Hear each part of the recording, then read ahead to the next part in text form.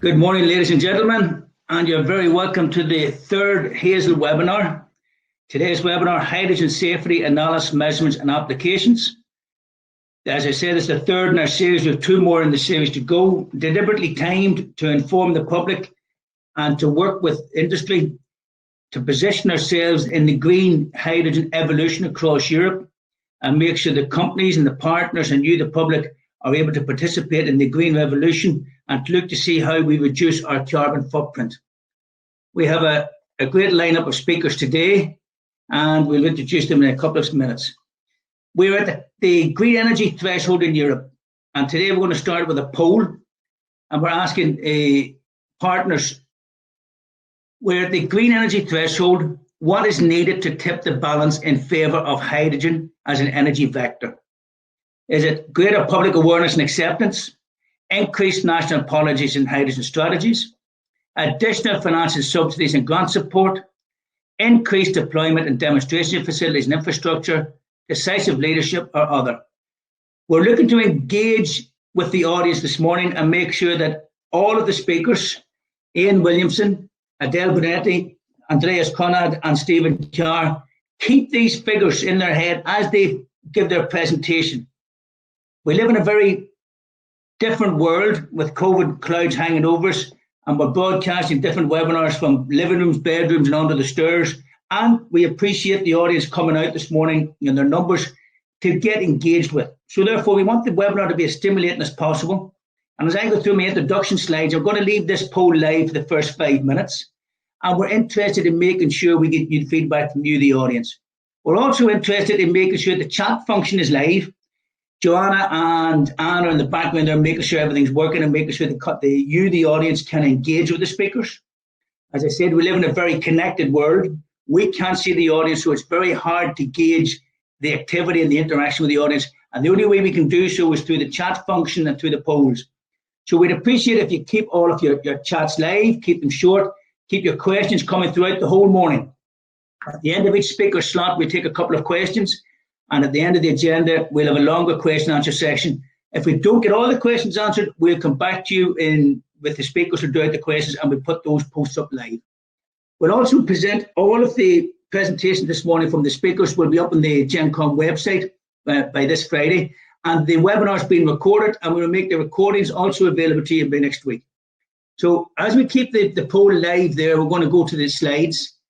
And I'm introducing myself. I should have done this at the start. I'm Paul McCormack, the GenCom project manager in Belfast Met.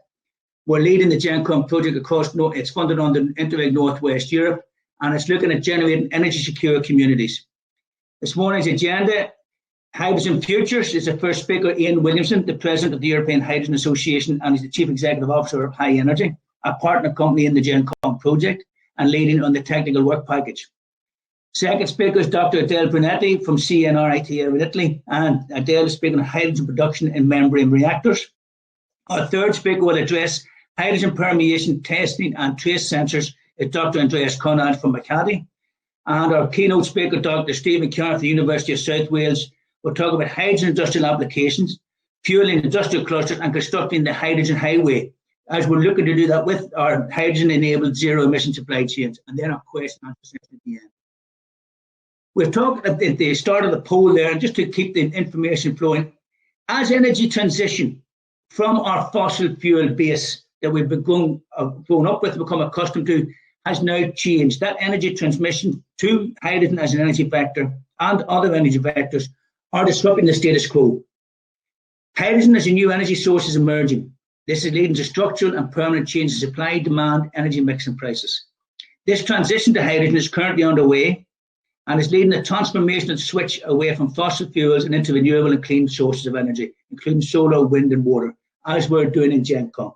It's disrupting the old balance, and it's introducing new energy vectors, energy equations, and new opportunities for sector coupling, linking renewables into the greater energy mix. The potential for green hydrogen is compelling. It's one of the few feasible solutions available for curbing the emissions from difficult to decarbonise sectors such as heavy freight transport and steel. And we'll be addressing that in today's seminars as well. They need to be decarbonised to reduce our carbon footprint, to tackle the climate change, to meet the Paris Agreement targets.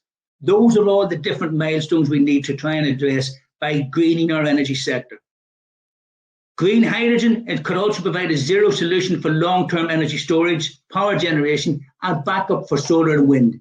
It allows us to integrate more renewables into an overstretched grid or a disrupted grid by introducing different ways of bringing that energy vector in.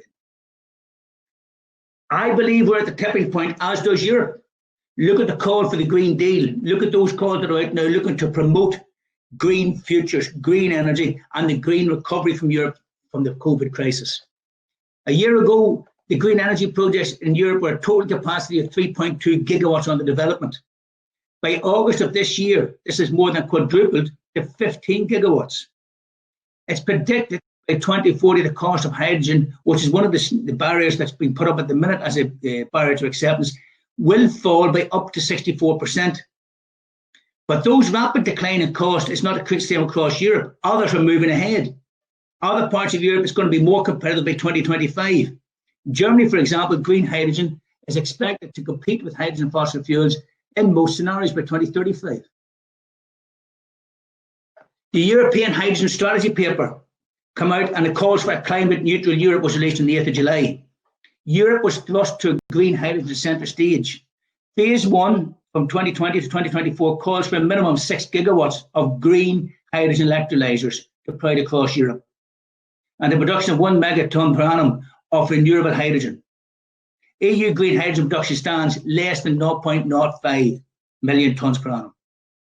Whilst current pure hydrogen production in Europe is considerably higher at 8 million tonnes per annum, almost all is produced from steam methane reformation, grey hydrogen, which has a CO2 footprint significantly. Phase 2 in 2025 to 30 calls for 40 gigawatts by 2030 and up to 10 million tonnes per annum of renewable hydrogen. That's Europe's goals. That's what Europe is driving towards. That's what Europe is about. That's why we're doing what we do in GenCom and in HAZEL. HAZEL is a group of projects from industry, academia, and the public sector looking to drive hydrogen-enabled zero-emission supply across 4 key sectors: hydrogen production, hydrogen sustainability, hydrogen application and usage, and hydrogen safety. And all of the speakers on the HAZEL webinars are key partners in the HAZEL project, coming from academia, coming from the public sector, and importantly, coming from industry. It's an industry-driven project looking to meet the needs of industry as industry pivots its delivery to look to the new green opportunities moving forward and how that low-carbon sector will deliver more competitiveness, more opportunity, and more job growth. Why HAZEL? As the EU embarks to economic recovery from COVID, there's an opportunity for all of us to set a trajectory towards a truly green recovery. Clean, green hydrogen from renewables. Hydrogen renewables, as we call it, will play a pivotal role in realising these EU opportunities. The Green Deal is only one step in that. A number of other industries are already moving ahead of that. Ian Williamson will tell you about different opportunities, not just in Europe, but beyond. How do we optimise the gas networks through Europe? In our previous seminar, through the hydrogen gas network, and Ireland H2DXnet is look at how do we use that hydrogen grid as a grid for itself in transmitting hydrogen, and we're not relying on the grid saturation, therefore allowing more renewables to get into the system and open all the P2X opportunities. HAZEL is looking to target that Green Deal. That's what the seminars are about. That's why all the speakers are there. That's where we're timed to come in October, November, when the Green Deal has just been launched and it closes in January. We want to make sure that the partners within HAZEL, the partners within the webinars, and you are able to be informed to take part in it, to make sure that we get a piece of that pie, to make sure we're able to take that green recovery package. How do we work with the rest of Europe and global partners to make sure we can achieve those green targets? Before I introduce Ian, if we go back to the polls, and that's what we're talking about, that tipping point. Interestingly, if you look at the tipping point, greater public awareness comes in at 6%. Increased national policies and hydrogen strategies at 45%. Additional financial subsidies and grant support at 15%. And increased deployment and demonstration 25%. Decisive leadership 4% and others 2%.